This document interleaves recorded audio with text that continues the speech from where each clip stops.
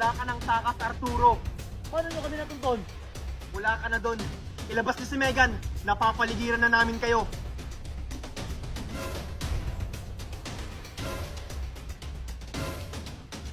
Takpin niyo siya. Yes, sir! Hindi maaari to. Kaya ko! Kaya ko! Huwag ka nang pumalag, Arturo. Wala ka ng takas. Sige, dalhin niyo yan. Hindi ako papayag! Arturo! Habulin niyo siya! Walang magpapaputok sa inyo!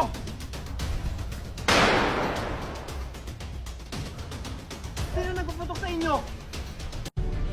Tito Marco! Daddy! Megan? Daddy! Megan, anak! Okay ka lang? Hindi ka ba nasaktan? Junjun, Kokoy! Di ba sinabi ko sa inyo huwag kayong susunod? Buti na lang hindi kayo nasaktan! Sorry, Tito. Gusto lang po namin tumulong sa inyo, kaya niligtas na po namin si Megan. Megan, anak. Bitawan niyo ako! Ano ba? Buti hindi kayo napahamak! Daddy, si Mommy andun sa loob. Ganun ba, Megan? Mga pulis, nasa loob daw si Valerie. Pulihin niyo siya, baka makatakas pa. Ano ba? Bitawan niyo ako! Sir Marco, nandito na po si Valerie.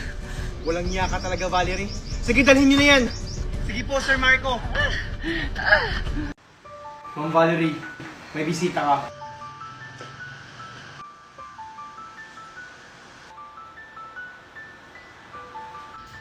Megan, Junjun, Marco.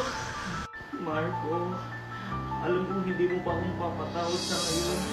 Pero sana, dumating ang panahon, mapapatawad mo na ako. Alam mo, Valerie, matagal na kita napatawad. Hinihintay ko na lang na magbago ka. Salamat, Marco, sa pag-iintindi. Megan, miss na kita.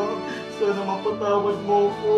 Pati ikaw na damay sa mga masasama akong nagawa. Ako din, Mommy. Namiss na kita. Sana mapalala ka na dito.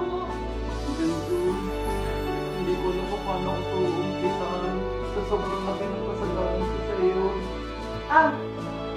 Alam mo, Tita Valerie, kahit hindi ka mag-sorry sa akin, napatawad na kita. Talaga ba, Junjun? Maraming salamat. Megan, Marco, maraming salamat. Hayaan nyo, simula ngayon, magbabago na ako. At pag nakalabas ako dito, siguraduhin ko na makakabawi ako sa inyo. Mabuti naman ko dyan, Tita Valerie. Masaya ako, Valerie, kasi ang lalo ng pinagbago. Mommy, araw-araw kitang gagalawin dito ha. Hanggang sa makalaya ka. Masaya rin ako kasi kahit madami akong nagawang kasalanan sa inyo, tinanggap niyo pa rin ako. Ma'am Valerie, may good news po ako sa inyo. Bibigyan po kayo ng parol mamaya dahil sa mga kabutihan ginawa niyo dito sa kulungan. Talaga ba? Ano dito rin, Valerie? May award ka daw dahil sa mga kabutihan ginawa mo dito sa kulungan. Masaya po ako sa inyo, tita. Ako rin po, Mommy. Ang galing-galing niyo po. Maraming salamat sa inyo.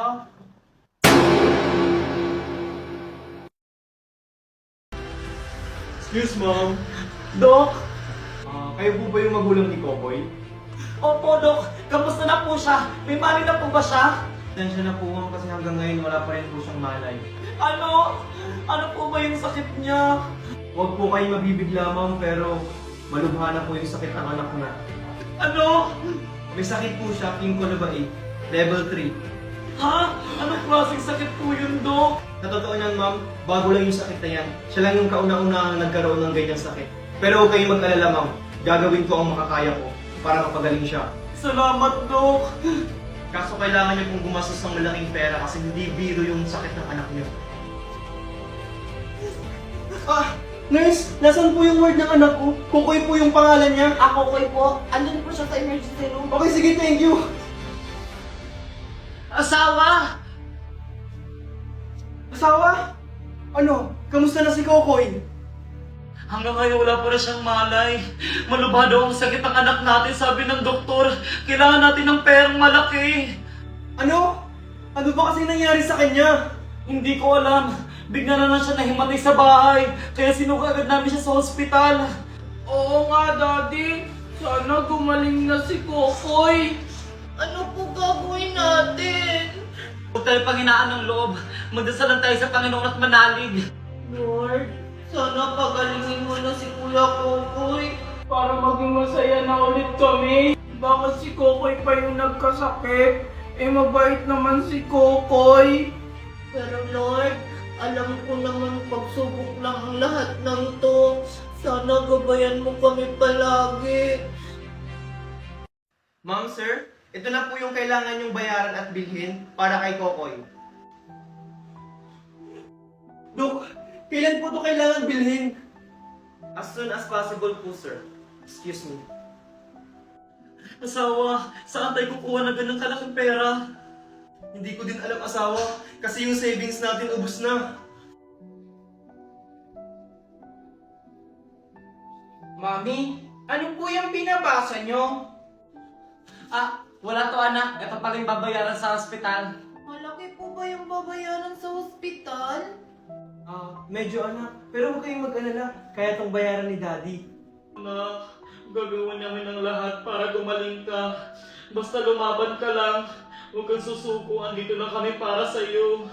Kuya Kokoy, gumising ka na. Namimiss ko na yung banding natin. Kokoy, alam kong napapakinggan mo ako. Di ba? Sabi mo sa akin matapang ka. O asawa, magpahinga kaya muna sa bahay. May pasok ka pa bukas. Dali mo na yung dalawang bata. Ako na bahala dito magbantay kay Kokoy. Sigurado ka ba, asawa? Oo, para mapagpahinga ka na. Junjun, Megan, tara, uwi na muna tayo. Sige po, Daddy. Junjun, Megan, umakyat na kayo sa taas, magpahinga na kayo doon. Sige po, Daddy. Daddy, andito lang po kami pag kailangan nyo ng tulong. Ano ka ba, anak? Huwag mo akong intindihin. Kaya ito ni Daddy. Magiging okay din ang lahat. O sige na, umakyat na kayo dun sa taas. Sige po, Daddy. Mami! Nag-aaway po ba kayo ni Daddy? Hindi anak! Nag-uusap lang kami ng mami mo. Wala to mga anak. Sige na, magpahinga na kayo. Magpapahinga na rin ako. Good morning, Ma! Asan si Mommy? Nasaan si Daddy? Siguro, hindi lang sila nagkakaintindihan. Akala ko, magiging masaya tayo ulit. Bakit kaya sila nag-away? Siguro dahil to sa akin? Tanghali na! Ba't kayo na kayo gumising? O ito, pagkain nyo! Mommy! Ano iniyak-iyak nyo dyan? Kumain na kayo! Malilate na kayo sa school! Mami, hindi mo ba kami ihahatid? Oo nga, Mommy. Alam niyo naman na meron akong ginagawa dito, magpapahatid pa kayo. Ang lalaki niyo na, kaya niyo na yung sarili niyo. Pero Mommy, sanay kami kinatid mo kami sa inyo! May tama na! Di ba sabi ni Mami, bawal sumagot sa mga magulang? Abang bata ka, sumasagot ka na. Megan, tara na.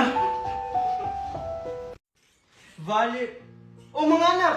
Bakit nandito kayo? Bakit hindi kayo pumasok? Nasaan yung mami nyo? Wala po si Mommy. Pagising po namin dito, wala na si Mami. Hindi po namin alam kung saan siya nagpunta. Ano? Gutom na po kami. Kanina umaga pa po kami walang kain.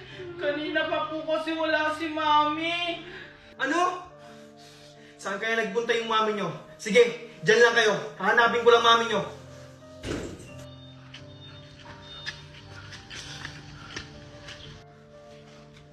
Oy pare, siya. Umare, ba't gantong oras na sinalasing ka? Wala ka nang pakialam pare.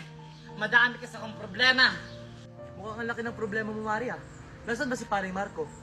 Andun sa kanyang amo, nagpapakasaga. Umare! Nasaan kaya si Valerie? O Valerie, mukhang hindi mo na kayo maglakad ah. Ihatid na lang kita. Dahil, ihatid na lang kita. Sino kaya yung kasama ni Valerie? Walang yaka! Marco? O pare, ba't mo naman ako sinapak? Oh, paring Naldo, pasensya ka na. Bakit mo kasi kasama si Valerie? Oh, mga anak, ba't kayo umiiyak? Sinaktan ba na naman kayo ng mami nyo? Daddy! Si Mami! Iniwan na tayo! Ano? Ano ibig sabihin mong iniwan? Lumayas na po siya. Madami po siyang dalang gamit. Sabi niya, magtatrabaho lang daw si Daddy. Ano? Mga anak, dyan lang kayo. Hahanapin at kakausapin ko lang ang mami nyo. Tatagal po ba kayo dun, Daddy? Iiwan niyo rin po kami? Paano na kami? Siyempre naman hindi. Babalikan ko kayo, kakausapin ko lang yung mami nyo. Sige po.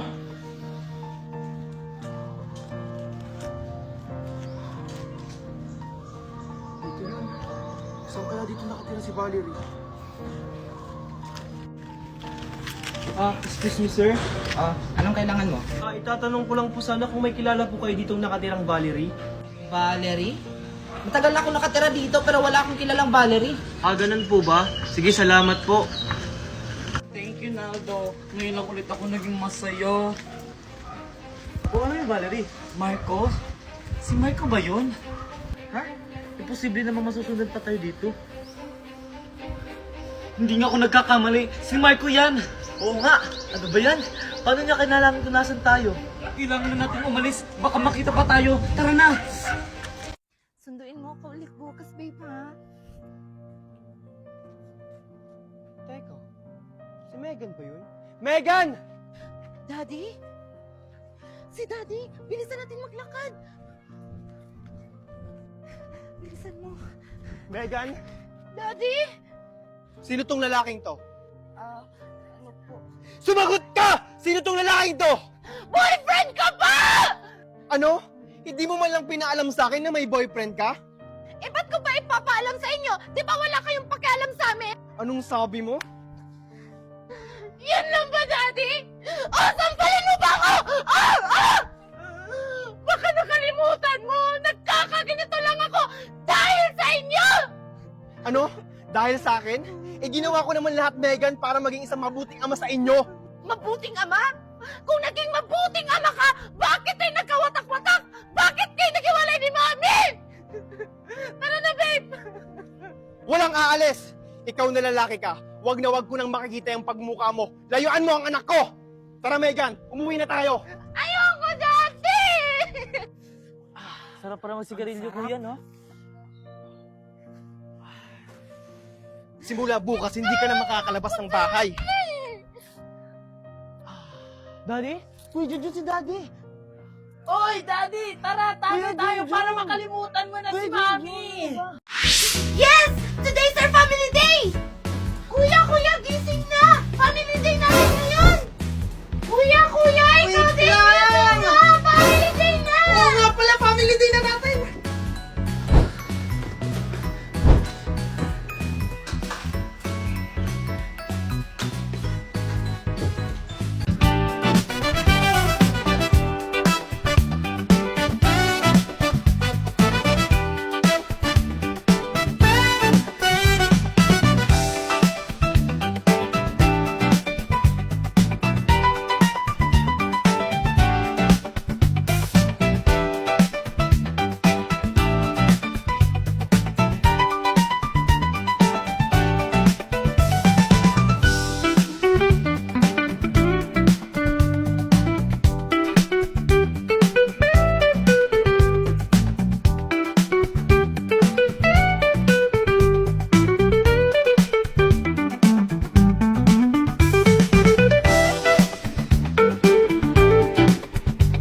Ano mga anak, ready na ba kayo? Yes! Wow, mukhang ready na kayo. Ano, tara na?